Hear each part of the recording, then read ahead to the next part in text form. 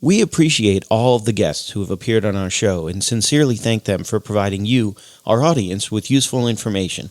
However, the advice our guests provide is theirs, and we encourage you to seek out a professional if you have specific questions about any topic we cover on the Crushing Debt Podcast. On this week's episode of the Crushing Debt Podcast, financial literacy for all ages.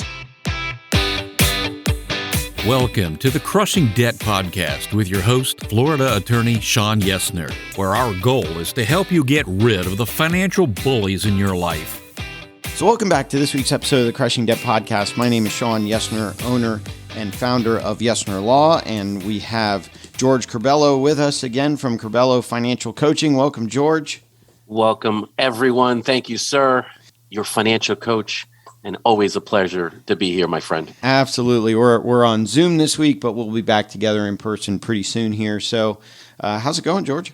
Doing okay, man. Finishing the move, a little under the weather. That's why we're doing Zoom today, but I didn't want to kind of spread the cooties or anything like that. So we'll just kind of enjoy that. But doing well, man. Excited about Florida and, some of the things that they're doing when it comes to financial literacy. And we definitely have the right guests to help us kind of kick us off in that too. Yeah. So speaking of financial literacy, we've got one of the country's leading advocates for promoting financial wellness and a thought leader in teaching and scaling financial education programming. He spent 15 years in financial services working one-on-one with more than 20,000 people. He founded the National Financial Educators Council, an organization dedicated to combating the financial illiteracy epidemic. He's the current CEO of NFEC, an IACET accredited company and a certified B Corporation, which I didn't know what that was until he sort of explained it in the interview.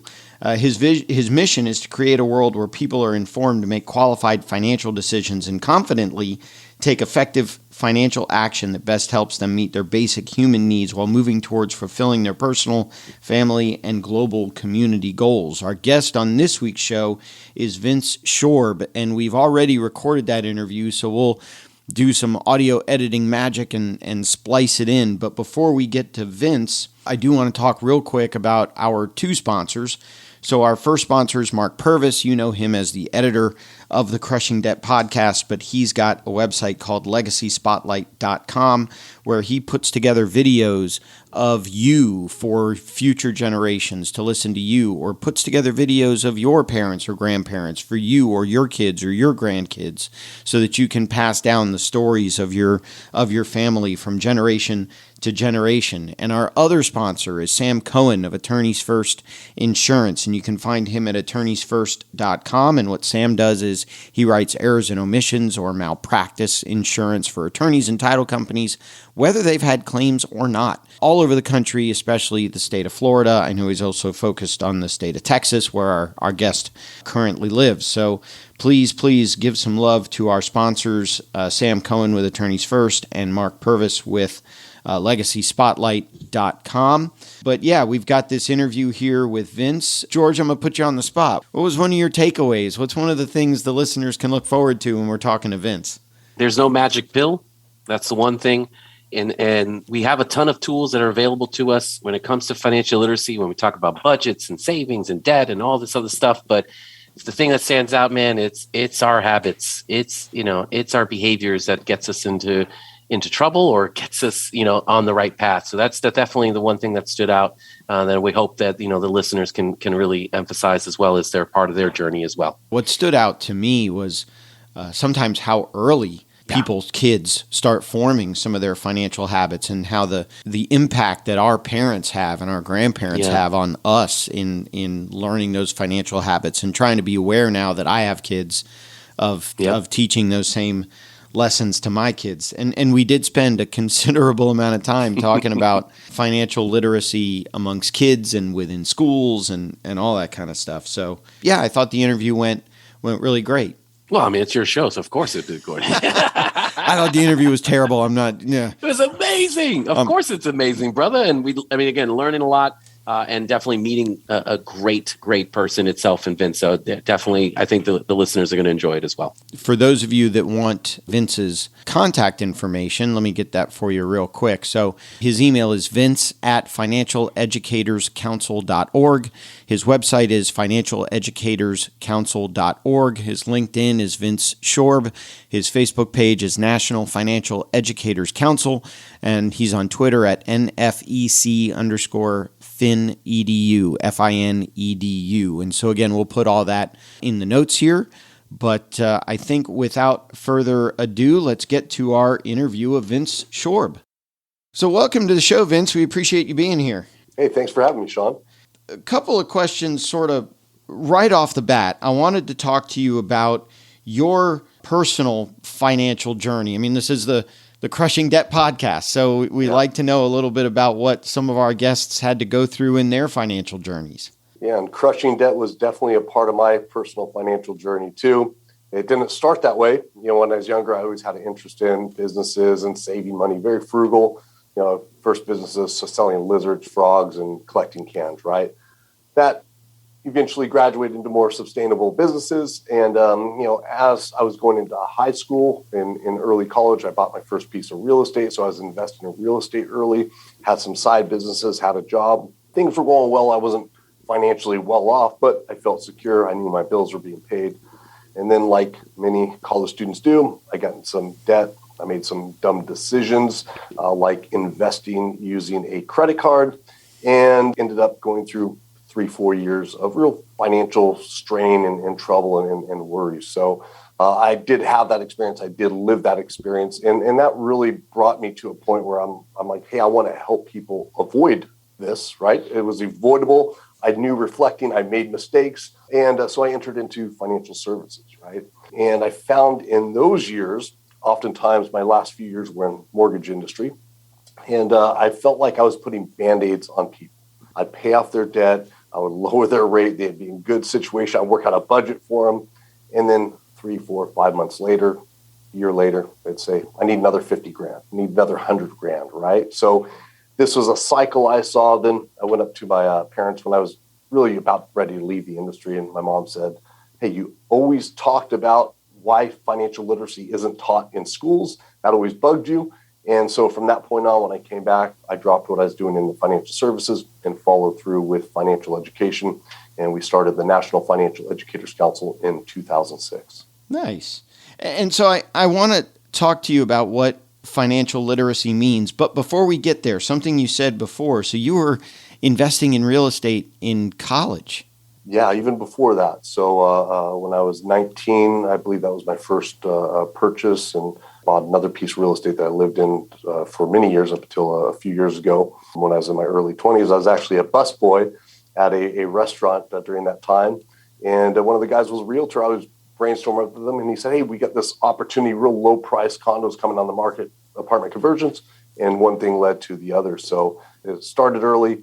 I was always reading and learning about the exciting things, the investing, the businesses. But where I failed was the basics, credit, the budget, the stuff that isn't so sexy, but is critically important when you're working toward making investments. Yeah, that's the one thing that most people don't appreciate. It's the budget is so important, but it's so boring. Oh my goodness, why need a budget? Why it's like, why tell your money where it goes? But that's not sexy. Investing and going straight to making the money itself is what people, gravitate to itself. But, without that foundation, that's what hurts a lot of folks.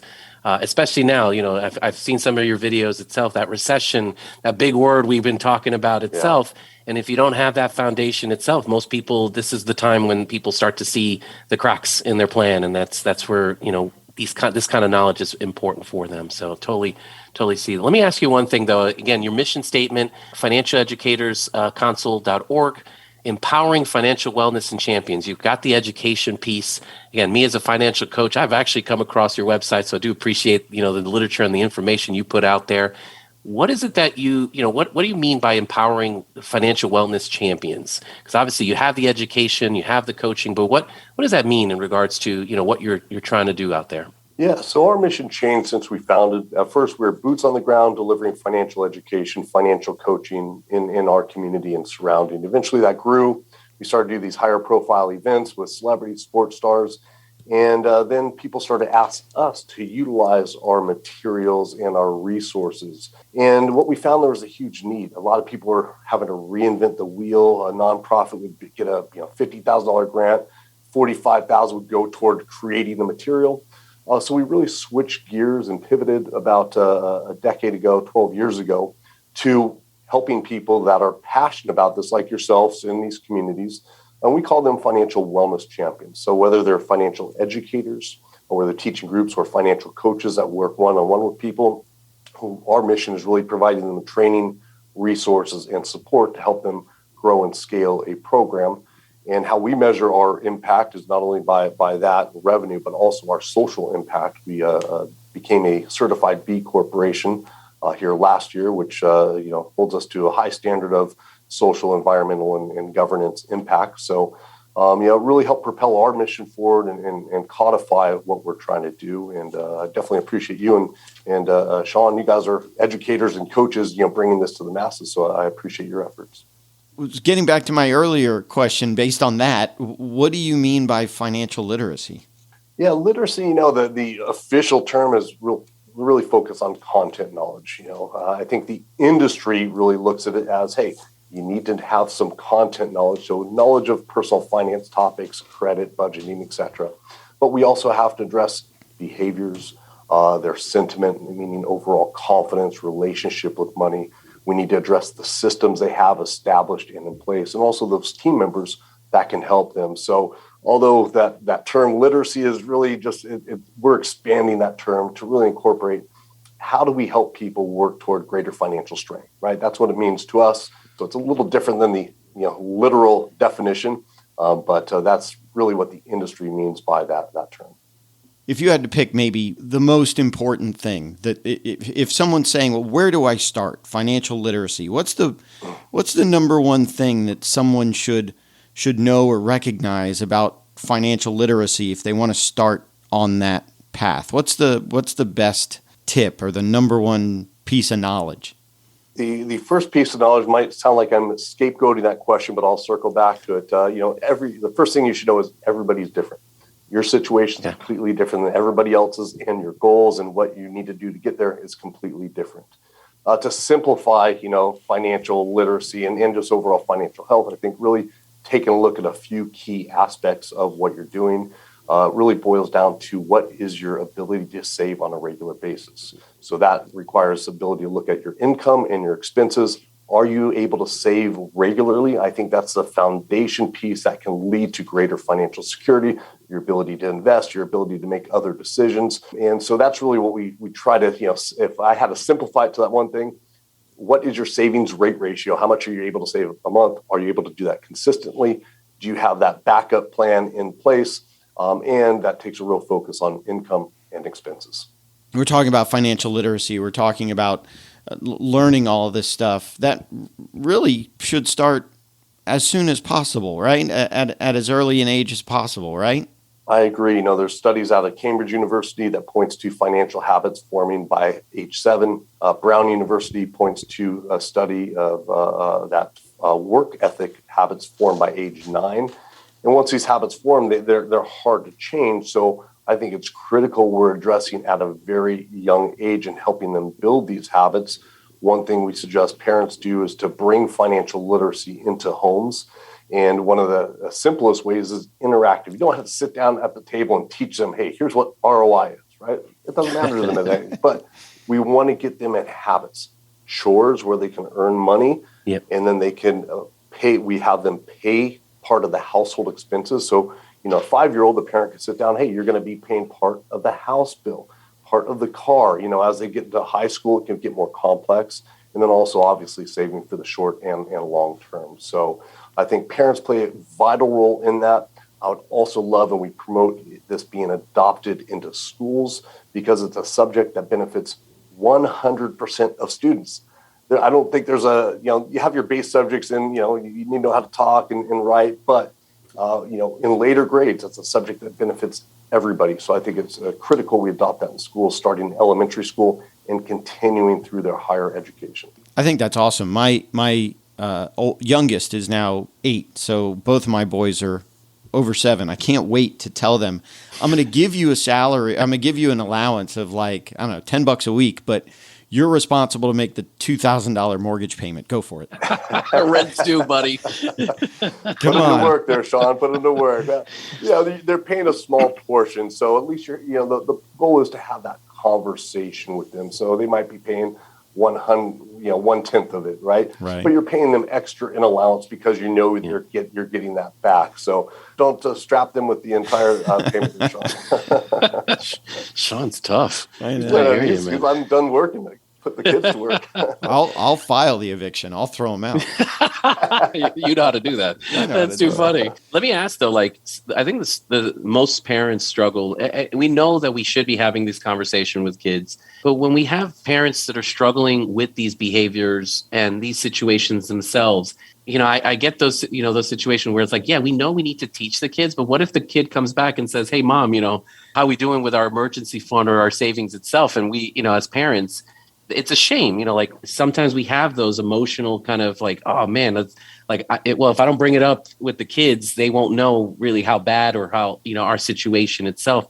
What's our advice to parents to kind of like, hey, look, no matter what the situation is, it's still important to provide this information, this knowledge, this skill to our kids at a young age? Yeah, that is a great point. I know a lot of parents feel uncomfortable even having that conversation with money with their kids. I think if they can start early, make it into more of a game where it doesn't like they're not really down at the table. Additionally, I think parents can really use teachable moments in a very positive way. So if the kid sees them, looking at one can of soup versus the other, why are they picking this? Are they price comparison shopping? What is helping them make that decision?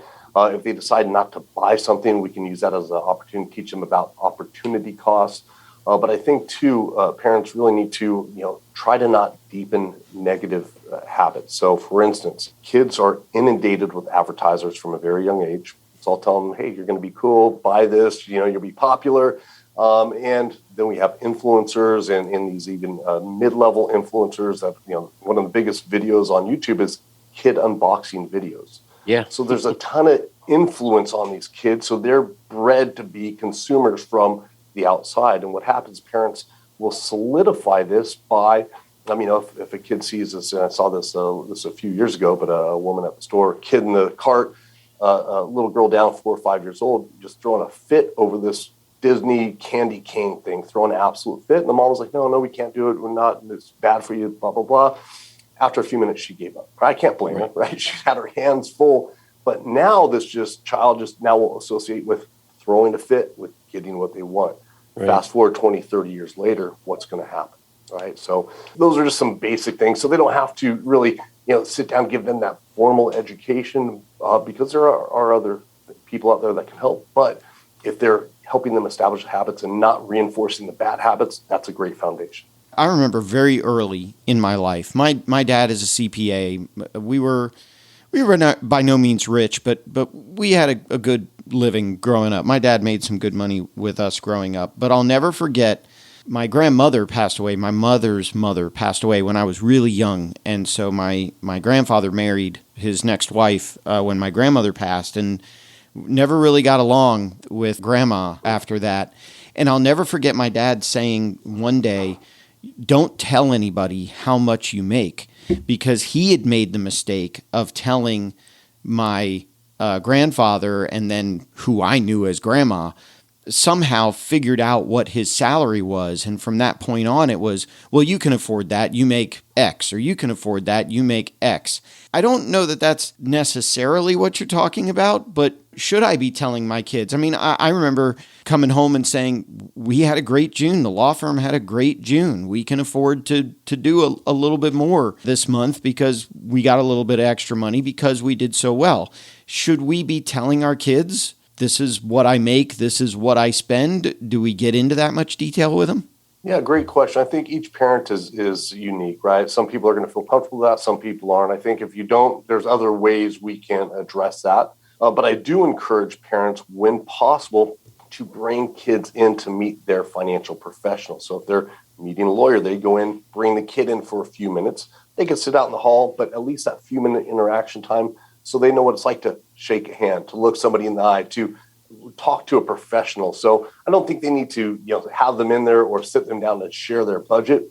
But I do think it's important that they're starting to meet professionals at a young age. I remember the first time I got a mortgage, I was young, went in, guy was in a suit. I was super intimidated. I had no idea throwing these numbers around. And maybe I took out a bad loan. I don't know at the time. But the point is, hey, if I would have had more experience and comfort, I think I would have handled that situation a little better, or at least more confidently. So what should we be teaching our kids, not as parents, but what should our school systems be teaching our kids?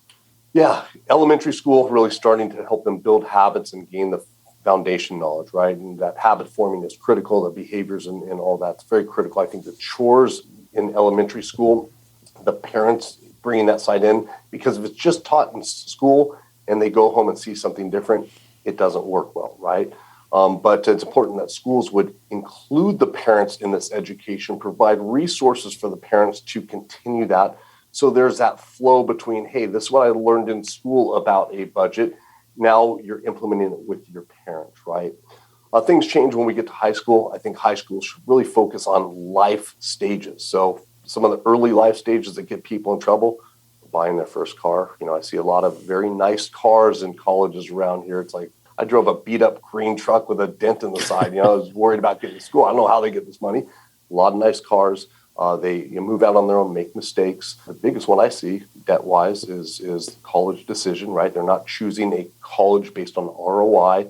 It's because their student counselor said, hey, go to 3 colleges, find the coolest one and go there. And then lastly, they get into credit card debt, right? Because nobody explained. Now you got all these offers. I got these offers. I got free T-shirts. I got free pizza. I loved it, right? I ate good. I dressed maybe I didn't dress so good, but I ate good. So it gets people behind the 8 ball early on, and then they're struggling with this debt. Once you start behind the 8 ball, it's a lot harder to overcome. In addition, those are key savings years that now they're behind, right? So I think that switch to life stage in high school is critical, so they're prepared to make confident, qualified financial decisions on near-term things. If we have time, we get to investing in those other areas that are important. But initially, hey, what's going to impact them right now and what's most important in their lives in the near term?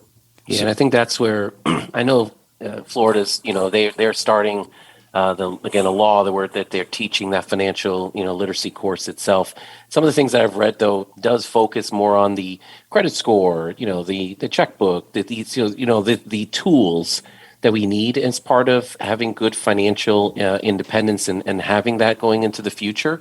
The big thing that I love how you're emphasizing, it's the behaviors, man. That's the stuff that gets us into trouble when it comes to, we have this instant gratification, delayed gratification, and we're in that society today where it's like, give me now, I want to feel it now. Amazon, I can click something and there's a drone flying some kind of box and put it in on my porch and stuff like that. We're in that society. So I mean, that's the thing that we're up against, and I imagine you're seeing it too. Is it kind of like, hey guys, we're playing the long game here. We're doing the marathon itself and, trying to get that message across. So I truly believe what you're saying and what we're doing. But I think the hard part is how do we get some of this stuff across to our kids, but as well as the parents who are, kind of struggling with some of this stuff as well. And you did mention the Florida Financial Literacy Bill. I did an hour-long show on this about a month ago. And, I think it's great that it's in the news, right? That people see the need, and we do surveys. Always over 80% of people say, hey, I wish I was taught about money in school, right? So there's a need. But with all these, the majority, I think Utah's a little different. With the majority of states out there, I see major gaps. One, there's no overarching goal. It's pieces. Hey, what's a credit score? Florida even has what to do with inheritance money, right? How does that apply to everybody? What's the overarching goal, right?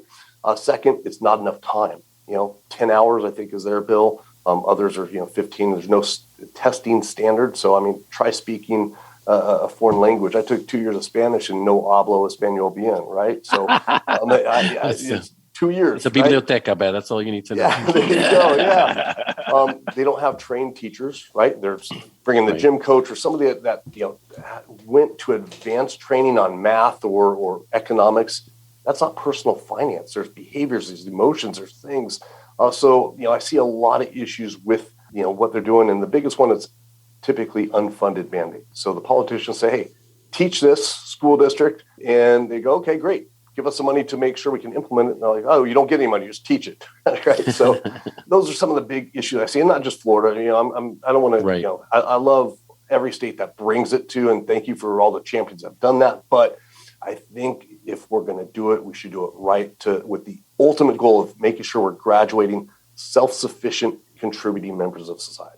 How much of that, though, is on the parents? Again, I think back to myself, and when I went to college, I knew what a credit card was because I got that education from my dad. I knew how to balance my checkbook because I got that education from my dad. Maybe I was lucky that had a dad who had some financial literacy who is also a CPA, but I just think, that's the kind of stuff, whether the school teaches my kids or not, that's the kind of stuff my boys are going to get before I set them loose.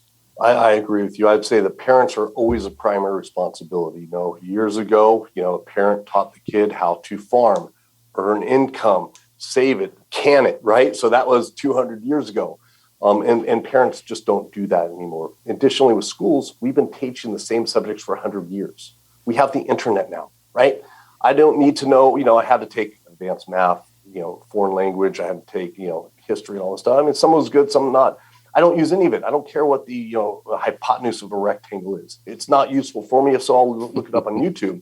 So, with schools, I say, hey, we're paying tax dollars for this. Let's make sure that we're eliminating subjects that don't benefit 100% of the students. We're making them, I guess, optional, right?